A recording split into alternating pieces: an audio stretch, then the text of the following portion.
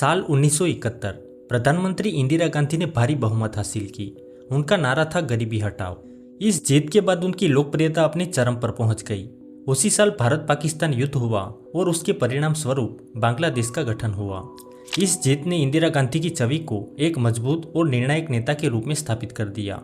लेकिन युद्ध जीतने के बावजूद देश की आर्थिक स्थिति तेजी से बिगड़ने लगी। 1973 में वैश्विक तेल संकट आया, जिसकी वजह से पेट्रोल और डीजल के दाम बढ़ गए। इसका असर रोजमर्रा की वस्तुओं पर पड़ा और देश में महंगाई और बेरोजगारी तेजी से बढ़ने लगी। अब जनता परेशान हो रही थी। एक ओर महंगाई और बेरोजगारी की मार और दूसरी ओर सरकार पर भ्रष्टाचार के आरोप भी लगने लगे। लोगों को लगने लगा कि सत्ता बहुत ज्यादा केंद्रीकृत हो गई है और सरकारी फैसलों में पारदर्शिता कम हो रही है। इसी दौरान गुजरात में छात्रों ने महंगाई और भ्रष्टाचार के खिलाफ आंदोलन शुरू किया। यह आंदोलन इतना बड़ा हुआ कि राज्य सरकार को इस्तीफा देना पड़ा। इसके बाद बिहार में भी छात्रों ने आंदोलन शुरू किया। यहीं से इस कहानी में प्रवेश होता है एक ऐसे नेता का जिनका नाम भारतीय राजनीति में सम्मान के साथ लिया जाता है, जयप्रकाश नारायण, जिन्हें लोग प्यार से जेपी कहते थे।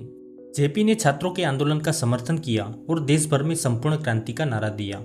उनका कहना था कि सिर्फ सरकार बदलने से काम नहीं चलेगा, बल्कि पूरे राजनीतिक और प्रशासनिक तंत्र में सुधार की जरूरत है। धीरे धीरे ये आंदोलन पूरे देश में फैलने लगा। लाखों लोग इसमें शामिल हुए। विपक्षी दल भी इस आंदोलन के साथ आए, जिससे सरकार पर दबाव लगातार बढ़ता गया। इसी बीच एक और घटना ने भारतीय राजनीति को हिला दिया।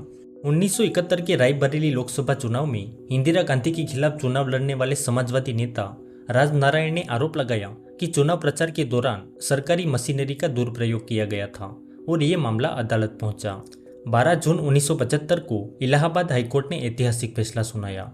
अदालत ने इंदिरा गांधी के चुनाव को अमान्य घोषित कर दिया और कुछ समय के लिए चुनाव लड़ने पर रोक लगा दी। ये फैसला देश की राजनीति में भूचाल जैसा था। विपक्ष ने तुरंत मांग की कि इंदिरा गांधी प्रधानमंत्री पद से इस्तीफा दे और पूरे देश में विरोध प्रदर्शन तेज हो गए।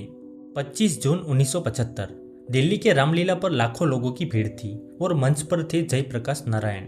उन्होंने लोगों से शांतिपूर्ण आंदोलन जारी रखने की अपील की और कहा कि लोकतांत्रिक तरीके से बदलाव लाना जरूरी है। सरकार ने इस आंदोलन को एक गंभीर चुनौती के रूप में देखा। उन्हें लगा कि अगर इसे नहीं रोका गया तो सरकार डूब जाएगी। इस वजह से दिल्ली में लगातार बैठकों का दौर शुरू हो गया और उसी रात भारत के इतिहास का सबसे विवादित फैसला लिया गया।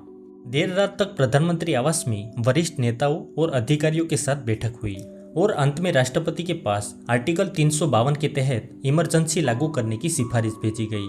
कुछ ही देर बाद उस पर हस्ताक्षर हो गई और भारत में नेशनल इमरजेंसी लागू हुई। लेकिन ये खबर जनता तक पहुंचने से पहले एक और कार्यवाही शुरू हो चुकी थी। रात के अंधेरे में पुलिस और सुरक्षा एजेंसियों की टीमें अलग अलग शहरों में पहुंच चुकी थी। एक एक करके विपक्ष के बड़े नेताओं को हिरासत में लिया जाने लगा। सुबह होने तक कई प्रमुख नेता जेल में थे। सुबह जब भारत की जनता जागी तो किसी को समझ नहीं आ रहा था कि आखिर रातों रात ऐसा क्या हो गया है। टीवी उस समय बहुत कम लोगों के पास था, इसलिए देश की सबसे बड़ी ताकत थी अखबार। लेकिन उस सुबह अखबार भी खामोश थे। कई अखबारों की खबरें रात में ही रोक दी गई, जहां सरकार की आलोचना सपनी थी। इसके अलावा हर खबर छापने से पहले सरकारी अधिकारियों की अनुमति जरूरी हो गई थी। अब सवाल ये नहीं था कि पत्रकार क्या लिखना चाहते हैं, सवाल ये था कि सरकार क्या छपने देना चाहती है। दूसरी ओर देश भर में गिरफ्तारियों का सिलसिला जारी था। बड़े बड़े नेता जैसे जयप्रकाश नारायण, मोरारजी देसाई, अटल बिहारी वाजपेयी, लालकृष्ण आडवाणी, चरण सिंह और हजारों राजनीतिक कार्यकर्ताओं को हिरासत में ले लिया गया। इनमें से अधिकांश लोगों को MIA यानी maintenance of internal security act के तहत गिरफ्तार किया गया। इस कानून की सबसे बड़ी बात यह थी कि किसी व्यक्ति को लंबे समय तक बिना मुकदमा चलाए हिरासत में रखा जा सकता था। सरकार का कहना था कि ये कदम देश में शांति और व्यवस्था बनाए रखने के लिए जरूरी है, लेकिन आलोचकों का कहना था कि इससे राजनीतिक विरोध को दबाने का रास्ता खुल गया। धीरे धीरे लोगों को एहसास होने लगा कि अब सिर्फ नेता ही नहीं बल्कि आम नागरिक भी खुलकर अपनी बात कहने से डरने लगे हैं। अब सरकार ने बहुत ज्यादा सख्ती दिखाई और कई जगहों पर सार्वजनिक सभाएं रद्द कर दी, जिससे धरने और प्रदर्शन लगभग बंद हो गई। अब रेलवे समय पर चलने लगी, दफ्तरों में समय की पाबंदी बढ़ी और अपराध की कुछ आंकड़ों में भी कमी दर्ज की गई। सरकार ने इन उपलब्धियों को ये कहकर प्रस्तुत किया कि इमरजेंसी से प्रशासन बहुत ज्यादा प्रभावित हुआ है। लेकिन दूसरी तरफ लोगों के मन में एक डर भी घर कर चुका था, क्योंकि अब विरोध करने की कीमत बहुत भारी हो सकती थी। इसी दौरान प्रधानमंत्री इंदिरा गांधी ने 20 सूत्रीय कार्यक्रम की घोषणा की। इसका उद्देश्य था गरीबी कम करना, भ्रष्टाचार पर नियंत्रण, जमाखोरी रोकना, गरीबों को राहत देना और विकास की गति बढ़ाना। सरकार ने दावा किया कि इन योजनाओं से देश को फायदा होगा। इसी समय एक और नाम तेजी से चर्चा में आने लगा, संजय गांधी। हालांकि उनके पास कोई पद नहीं था, लेकिन उसने फिर भी आग में घी डालने का काम किया। उसने परिवार नियोजन को बढ़ावा दिया और वो फैसला लिया जिसने सबसे बड़ा विवाद खड़ा कर दिया। उन्होंने सरकार को नसबंदी अभियान के बारे में बताया और जल्दी लागू करने की बात की। सरकार का मानना था कि तेजी से बढ़ती आबादी देश के विकास में बाधा बन रही है, इसलिए ये कदम जरूरी है। अब सरकार ने कई राज्यों में अधिकारियों पर दबाव बनाया कि इस लक्ष्य को पूरा किया जाए और शुरू हुआ नसबंदी अभियान। कई इतिहासकारों के अनुसार सरकार ने जबरदस्ती लोगों पर दबाव बनाया और नसबंदी करवाई। अगर कोई विरोध करता तो उसे दंड देने के तरीके भी अपनाए जाते।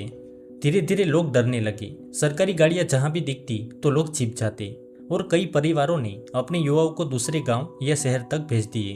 इसी समय दिल्ली सहित कुछ शहरों में झुग्गी हटाओ अभियान भी चलाया गया। सरकार का तर्क था कि शहरों का विकास और बदलाव जरूरी है, लेकिन जिन गरीब परिवारों के घर टूटे उनके लिए यह बेहद कठिन समय था। एक और नसबंदी से डरकर लोग भाग रहे थे और दूसरी तरफ शहरीकरण हो रहा था, जिससे गरीब और लाचार लोग रास्ते पर आ गए थे। अब लोगों को पता चल चुका था कि ये देश अब सिर्फ सरकार का खिलौना बनकर रह चुका है। देश की जनता के मन में सिर्फ एक सवाल था, ये दौर आखिर कब खत्म होगा? क्योंकि अखबार अब सरकार के कंट्रोल में थे और विरोध की आवाज बहुत धीमी पड़ चुकी थी। साल 1977, करीब 19 महीने बीत चुके थे। देश अब उस माहौल का आदी होता जा रहा था जहां विरोध की आवाजें पहले जैसी खुलकर सुनाई नहीं देती थी। लेकिन इतिहास गवाह है दोस्तों, कोई कितना भी शक्तिशाली क्यों न हो, लोकतंत्र में जनता की आवाज कोई हमेशा के लिए नहीं दबा सकता। जनवरी 1977 में अचानक एक ऐसी घोषणा हुई जिसकी किसी ने उम्मीद नहीं की थी। प्रधानमंत्री इंदिरा गांधी ने लोकसभा चुनाव कराने का फैसला किया। उनका मानना था कि जनता उनके विकास कार्यों से संतुष्ट है और फिर से उसे जनादेश मिलेगा। दूसरी ओर लंबे समय से जेल में बंद कई विपक्षी नेताओं को रिहा किया जाने लगा। सालों से अलग अलग विचारधाराओं में बटे कई विपक्षी दल पहली बार एक मंच पर आए।